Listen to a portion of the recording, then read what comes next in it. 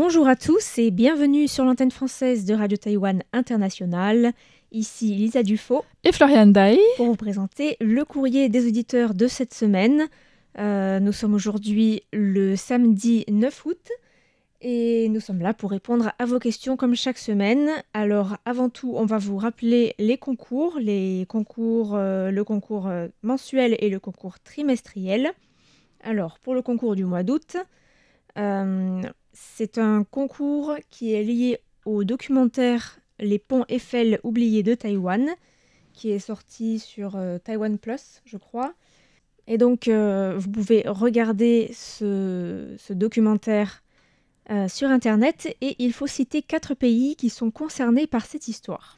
Voilà, donc il y a eu aussi une émission qui était réalisée par Meg Wang et François-Xavier Boulet au sujet de ce documentaire parce qu'ils ont pu interviewer les réalisateurs. Et comme d'habitude, il y a des cadeaux à gagner. Il y a 4 pendentifs de nœuds chinois, je crois. Désolée, c'est l'écriture de Fix, alors j'ai un petit peu du mal. Mais en tout cas, ce sont des pendentifs, ça j'arrive à lire, on est sûr de ça. On a aussi un concours trimestriel, donc pour les mois de juillet, août et septembre, avec la question suivante. Listez 3 événements culturels en Europe auxquels Taïwan participe.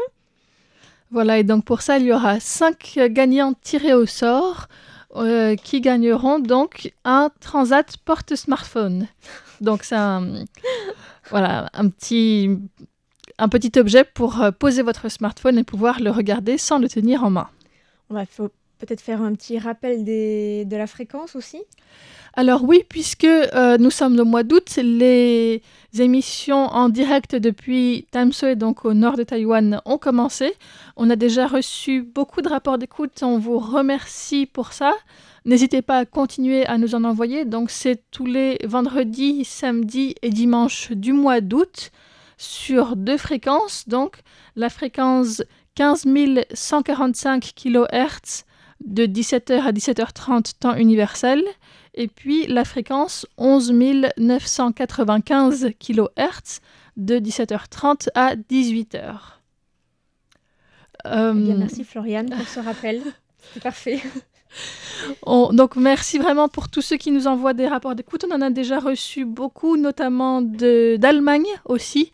Ça fait très plaisir en tout cas de voir que vous êtes aussi nombreux et nombreuses à nous écouter dans le monde entier, parce qu'il y en a vraiment eu de beaucoup d'endroits différents aussi.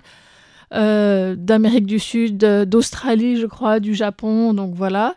En parlant d'Amérique du Sud, d'ailleurs, je voulais aussi remercier Gustavo Lucas, qui nous a appelés par téléphone pour souhaiter ses vœux d'anniversaire à la radio. Donc, merci pour cet appel très fidèle et très régulier. Ça fait... je ne sais pas combien d'années, d'ailleurs, qu'il nous appelle régulièrement, donc merci. Il nous a appelé de l'Uruguay. Voilà. C'est tout pour les petites annonces. On va passer sans plus attendre aux questions. Voilà. Avec une première question de Christian Guivaudo qui nous parle de glace cette semaine. Alors il demande si les Taïwanais consomment beaucoup de glace et il nous dit qu'il y a une année, il était venu à Taipei en suivant les conseils du guide Lonely Planet et qu'il s'était rendu à l'adresse du glacier Snow King sur Wuchang Street. Et que malheureusement la boutique était fermée et que le local était en travaux. Alors il se demandait si le glacier avait rouvert et s'il y avait peut-être un autre genre de commerce à la place et si un membre de l'équipe était déjà allé déguster une glace chez Snow King. Alors c'est pas mon cas, moi j'étais jamais allée. Moi non plus, je pense être passée devant mais je me suis jamais arrêtée. Je suis pas en général très tentée par les magasins de glace comme ça. Moi j'aime bien les petites boutiques de glace artisanale où elles sont un peu avec des goûts traditionnels, on va dire. Parce que Snow King, il y a des saveurs assez inhabituelles. Mais j'ai quand même fait quelques petites recherches et Snow King, c'est une boutique de glace qui existe à Ximen depuis 1947.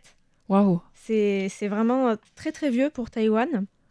Et alors, ils ont des parfums qui sortent vraiment de l'ordinaire. Avec des parfums très locaux, très taïwanais. Comme quoi, par exemple? Alors, une des spécialités, c'est le parfum haricot rouge. Réconfort sucré, bien sûr. Ça, à Taïwan, c'est tout à fait banal. Voilà. Et pastèque également. Ouais. Et ensuite, les touristes apparemment aiment beaucoup, les touristes japonais aiment bien les parfums plus exotiques avec les litchis, la pêche. Bon, alors, peut-être que pour eux c'est exotique. Bon, pour nous, c'est pas si exotique que ça, mais voilà. Et sinon, les Hongkongais aiment bien les parfums curry et wasabi. Je Ah ne oui, savais là, pas que c'était effectivement, possible. ça sort plus de l'ordinaire, Taïwan y compris. Voilà, alors c'est une boutique qui a été créée par le grand-père de la famille, qui s'appelle Gao Rixing, qui a fondé ce petit commerce en vendant tout simplement de la glace dans les rues de Taipei. Et petit à petit, ça a eu vraiment du succès. Et c'est une affaire familiale depuis. Il y a des parfums. Alors, par exemple, l'alcool de sorgho de Kinmen, Mhm. qui est donc importé de Kinmen. Il y a aussi du wasabi qui pousse à Alishan. Donc, c'est bien quand même, on note l'effort de faire de la production locale des produits. Apparemment, le seul ingrédient qui n'est pas produit à Taïwan, c'est le ginseng de Corée. D'accord. Et il y a aussi une saveur, tiens-toi bien, Aïe, aïe, aïe. Qu'est-ce qui euh, va venir? de poulet au sésame. Oh oui, De poulet à l'huile de sésame. pour en faire une glace. Oui, et le poulet à l'huile de sésame est cuit dans le magasin, sur place. Donc, c'est quand même frais. Écoute, je te laisserai aller tenter si tu veux.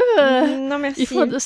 Enfin, je serais curieuse d'aller goûter certains des parfums, pas Non, mais celui-là, ça, je pourrais franchement. pas. Mais Alors, on trouve aussi le taro, les cacahuètes. Là, ça va, on reste dans les parfums exotiques pour nous, mais plus classiques fréquents à pour Taïwan. Ouais. Après, il y a fruits de la passion, litchi, mangue, jasmin, Mhm. basilic thaï. Ah, ça D'accord. devient un peu plus Je pense que ça innovant, serait bon mais aussi, assez frais. je pense, oui. Ça se rapproche presque de la menthe, même si c'est pas exactement la même plante, mais... Et alors, on a côte à côte cannelle et viande séchée, rosong. Oui.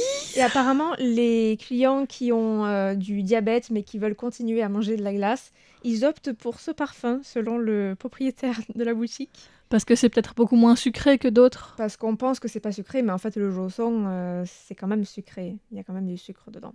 D'accord. Il y a aussi banane, sésame noir, pastèque, on l'a dit. Le thé oolong de la montagne de Dongding. On a aussi goyave, miel, mûre, prune, le longan. Après, le classique chocolat, forcément. Mais il y a aussi fleurs d'osmanthus. C'est ces Mhm. fleurs qui sentent vraiment très très fort. Je ne saurais pas trop comment décrire cette odeur, mais c'est vraiment un parfum Ce qu'on sont des sent, toutes petites des fleurs kilomètres. blanches. Mm. Ouais. Et ça, c'est vrai que c'est aussi beaucoup dans C'est des bon, desserts en tisane aussi. taïwanais. Oui, Ouais. c'est vrai, hein, dans des desserts un petit peu traditionnels, dans des salons de thé par exemple. Et on a aussi, alors pour ceux qui sont au régime, le parfum tofu. Ça doit être assez sobre comme... Alors dit comme ça n'a pas l'air bon, mais par contre j'ai déjà goûté des glaces à l'italienne faites avec du lait de soja à la place du lait, et c'était très très bon. Donc peut-être que ça peut être pas mal. Ouais. On a aussi camomille, courge amère. Ouh, ça, je serais pas fan non C'est un plus. légume très Très amer. Il porte bien son nom. qui est beaucoup consommé à Taïwan, consommé en tisane, en infusion. Presque comme médicament. Voilà. Ou avec des œufs salés. Mm. Mais c'est vrai qu'en glace, bon, pourquoi pas. Ça, à la limite, c'est quelque chose que je serais prête à essayer. Pour la science. En revanche, le prochain, je pourrais pas. C'est le parfum pied de porc. Eh bien, on lance un appel parmi nos auditeurs et auditrices courageux qui se trouvent à Taïwan pour aller faire une enquête sur place et nous dire ce que vous pensez des glaces. Je renonce. Bon, moi, je veux bien aller goûter certains parfums. Après, j'arriverai Oui, pas à mais tous les pied de goûter. porc, Ça sera pas ma je priorité. pense qu'il y a personne qui va oser goûter ça quand même. Mais courge amère, je suis partante. Et sinon, pour parler un petit peu plus du marché de la glace à Taïwan, C'est un marché, bien sûr, en pleine expansion, avec des glaces qui sont souvent vendues dans les supermarchés et dans les magasins de proximité, euh, avec des crèmes glacées, mais aussi des sorbets qui sont des produits qui sont en croissance. Il y a aussi la culture du café qui se développe déjà depuis une quinzaine d'années à Taïwan, qui fait que la glace, l'alliance glace et café, c'est Ça prend... c'est un bon mariage. Il y a des magasins qui vendent les deux produits, tout simplement. Certains vendent aussi des cafés avec une boule de glace à l'intérieur. Voilà, l'affogato, voilà. Ça, on en voit de plus en plus, c'est vrai, à Taïwan. Et puis, il y a aussi des glaces qui se vendent de plus en plus sur Internet, avec le e-commerce. Et il y a des collaborations avec des marques célèbres pour essayer de vendre plus de glace. Donc, par exemple, j'ai vu que Family Mart est en train de faire une collaboration avec la marque de skate Vans. Donc, vraiment, je vois aucun lien avec la glace, mais c'est des glaces sur le thème de la marque Vans. Peut-être qu'après avoir fait du sport, on peut se désaltérer avec une bonne glace. Voilà, peut-être. Ou alors, il y a une campagne aussi avec l'image de Tom et Jerry. D'accord. Voilà, des choses comme ça pour vendre plus. Enfin, tout est bon. Et puis, il y a aussi des options qui sont plus gourmets, on va dire, plus gastronomiques, avec un restaurant à Taichung qui s'appelle Minimal et qui fait des glaces et qui est donc conseillé par le guide Michelin. Donc, c'est même pas conseillé par le guide Michelin, il y a une étoile. D'accord. Donc, c'est assez inhabituel pour qu'on le signale. Et sinon, je parlais tout à l'heure des magasins de proximité. Ils ont presque tous leur propre glace à l'italienne avec la machine, avec des parfums parfois originaux aussi. Donc, par exemple, au 7-Eleven, on a thé noir, raisin de champagne, sésame, myrtille et cream cheese, banane, pistache, papaye, lait et miel de longan de Thaïlande plus sel marin. Donc ça, c'est vraiment élaboré quand même. Il y a aussi des glaces au lait calpis. Je ne sais pas si tu connais, c'est une boisson japonaise très populaire. C'est de l'eau plus des ferments lactiques. Est-ce que c'est le dodo? Est-ce que tu sais ce que c'est en chinois? Comment ça s'appelle? Calpis. Ok. Voilà. Et au Family Mart, on a des saveurs coca, chocolat belge, mocha, ou alors par exemple le thé Dongfang Meiren, la beauté orientale. Donc voilà, chaque magasin a ses propres glaces, en plus ses propres glaces à l'italienne, en plus du congélateur où on peut aller choisir sa glace. Je sais aussi qu'il y a des glaces au thé au lait aux perles de tapioca, qui est un peu la marque de fabrique taïwanaise. Les glaces au thé, j'en avais déjà mangé quelques fois et je trouve ça vraiment bon. C'est pas mal. C'est ouais. Mais des fois, ça manque un peu de goût, je trouve. Selon les... comment c'est fait. Voilà. Donc, si vous venez à Taïwan, n'hésitez pas à faire il faut goûter un peu tout du ça. tourisme de glace. Donc, on remercie Christian Guibaudot pour cette question. Je voulais aussi répondre à Émile Christian qui a attiré notre attention. Donc, il nous écrit depuis l'Espagne et il a remarqué qu'il y a une fermeture massive des petits commerces dans les villes avec près de 50 000 établissements de proximité qui ont disparu dans tout le pays sur 5 ans. Donc, ça concerne surtout les boulangeries, les merceries, les papeteries, les quincailleries, les petits commerces alimentaires. Et donc, ce sont tous ces lieux qui animent les quartiers. C'est un phénomène qu'on voit particulièrement dans les centres historiques et dans les zones rurales, mais aussi dans les grandes villes comme Madrid ou Barcelone. Et donc, il nous demandait qu'en est-il à Taïwan? Est-ce qu'on trouve aussi une baisse des commerces de proximité ces dernières années, avec notamment l'essor du commerce électronique, et comment est-ce que les autorités ou les commerçants réagissent à cette évolution? Ou est-ce qu'il y a des politiques pour préserver les petits commerces ou réinventer leur rôle dans la vie urbaine? Vaste question. Vaste question et réponse pas si facile à donner. Il y a effectivement aussi une baisse du commerce de proximité à Taïwan en général. Enfin, du commerce traditionnel, on va dire. C'est ça, des petits commerces, des petites entreprises familiales. Parce que les chaînes, elles, sont en pleine expansion, en plein essor. Oui, et en même temps, il y a aussi des chaînes qui ferment leurs petits magasins au profit de grands ou qui passent en ligne. Donc, les chaînes comme 7-Eleven ou Family Mart sont en plein essor et ça continue de pousser comme des champignons après la pluie. C'est la deuxième plus grande densité de 7-Eleven, Taïwan, au monde. C'est 3 par rue en moyenne. Statistique sortie de mon chapeau à l'instant. Mais il y en a vraiment, vraiment beaucoup, en fait. Je pense qu'il y a aussi des gens qui vivent dans les villages et qui reprennent des 7-Eleven. On voit ça aussi pas mal. Oui, alors que les magasins de proximité qui vendent... qui ont pas de nom, en fait, qui sont des commerces familiaux, eux, ont tendance à fermer. Ou en tout cas, ils continuent jusqu'à ce que la personne âgée qui le tient prenne sa retraite et après, il n'y a plus personne qui reprend. Oui, c'est effectivement plus difficile pour les jeunes de poursuivre. Je pense que le Covid a porté un coup à beaucoup de petits commerces, notamment tout ce qui est de la restauration. Donc certains ont réouvert après, mais parfois en changeant de lieu ou de style aussi pour proposer quelque chose de plus moderne dans ce qui est restauration. Il y a aussi une baisse importante des commerces liés à tout ce qui est en lien avec les enfants à Taïwan, du fait de la baisse de la natalité. Il y a moins de magasins de jouets, par exemple, ou du matériel pour bébés.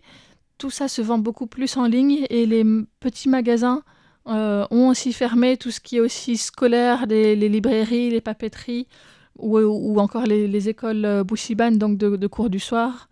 Il y en a beaucoup qui ont fermé aussi dans tout ce secteur-là en général.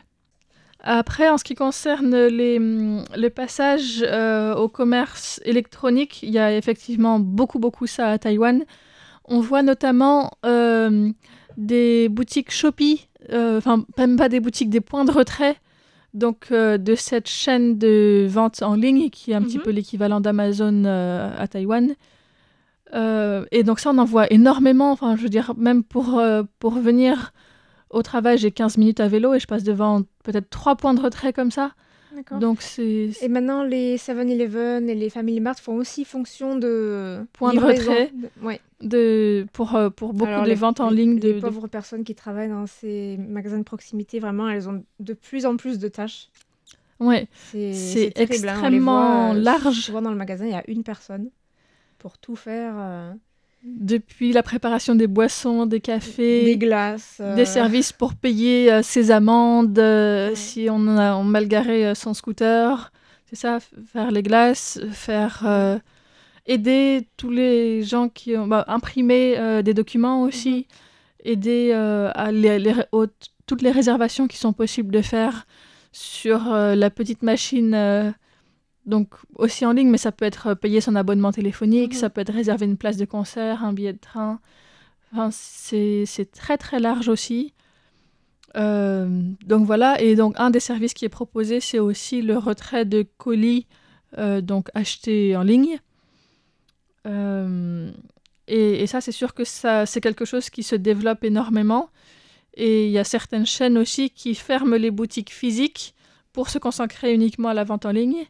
Et certaines boutiques individuelles aussi qui ferment et puis qui font tout leur stock en ligne et qui font tout leur stock chez eux, pardon, et puis qui font de la vente en ligne et parfois peut-être qu'ils sont présents sur certains marchés ou certains événements.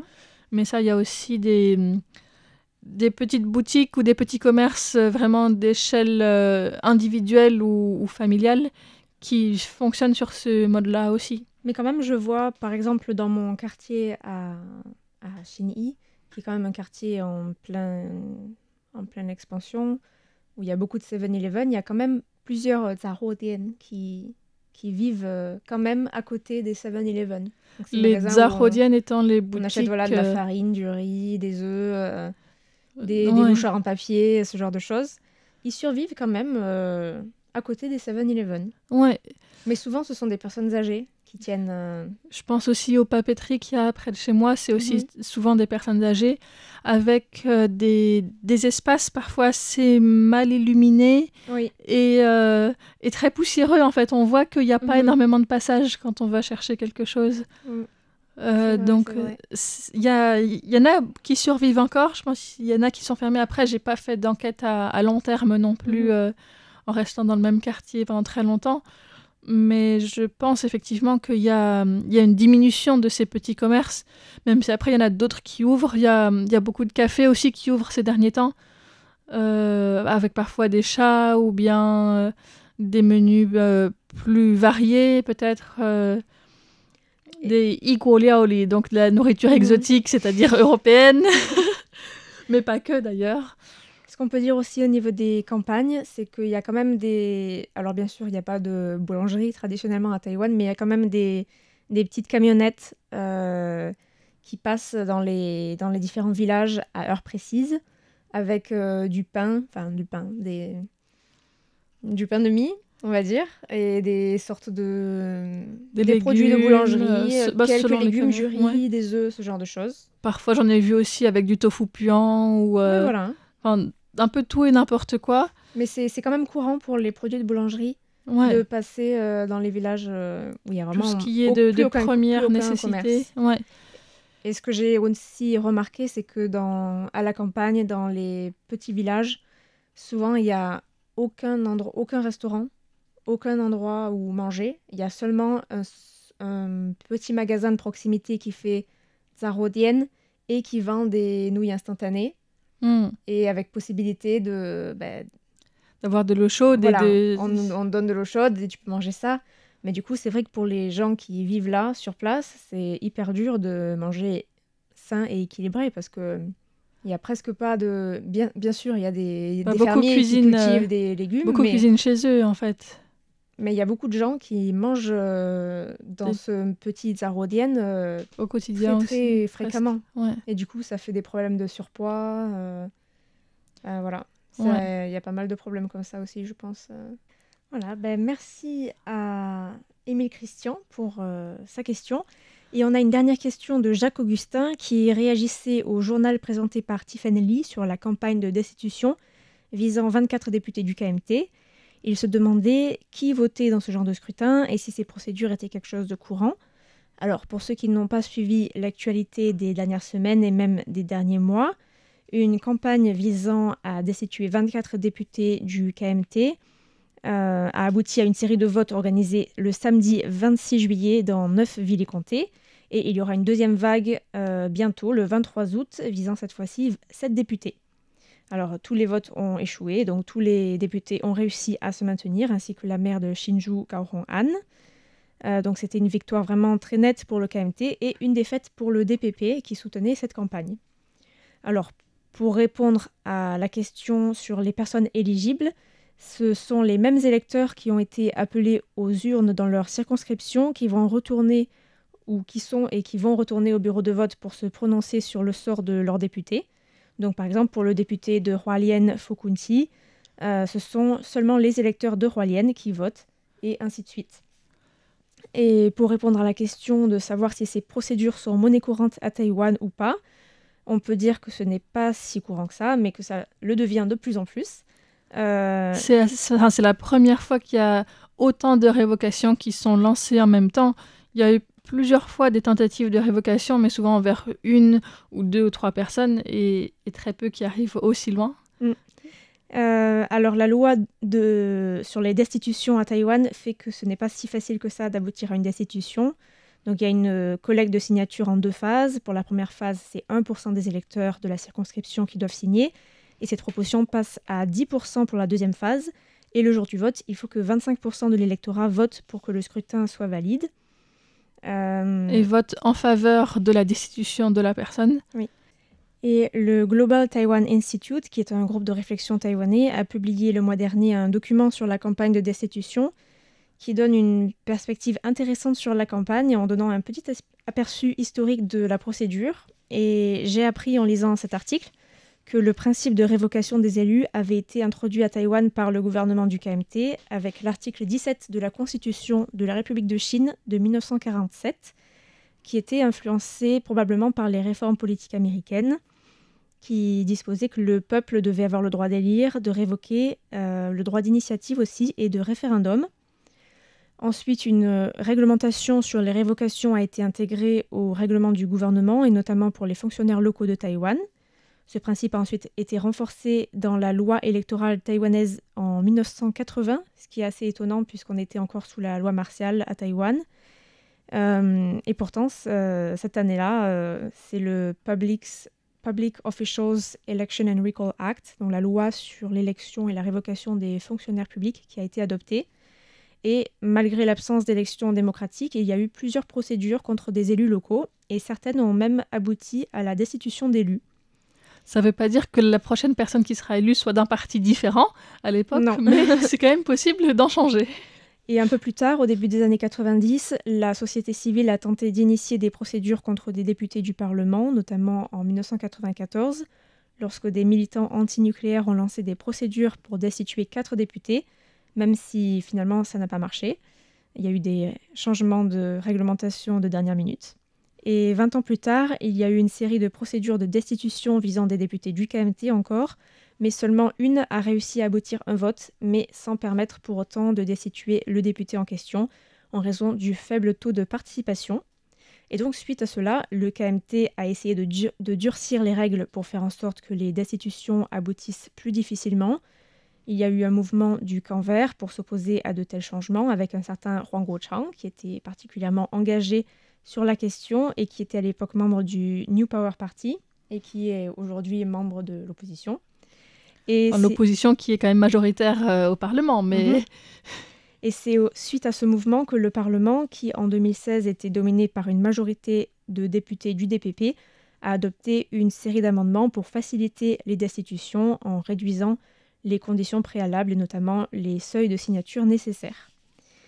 Et l'ironie de l'histoire fait que Huang Guochang, qui était alors député, a été un des premiers, après cette réforme, à être visé par une procédure de destitution lancée par un groupe qui était opposé au mariage pour tous.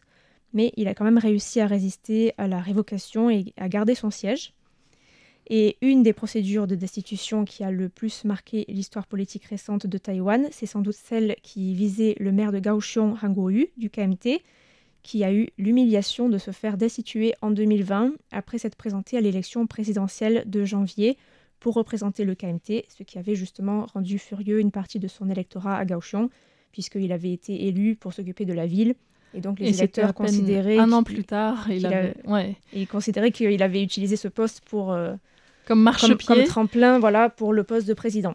Et c'est le député Chen Bo-wei du Taiwan State Building Party qui a été le premier membre du Parlement à être destitué suite à une procédure de révocation en 2021.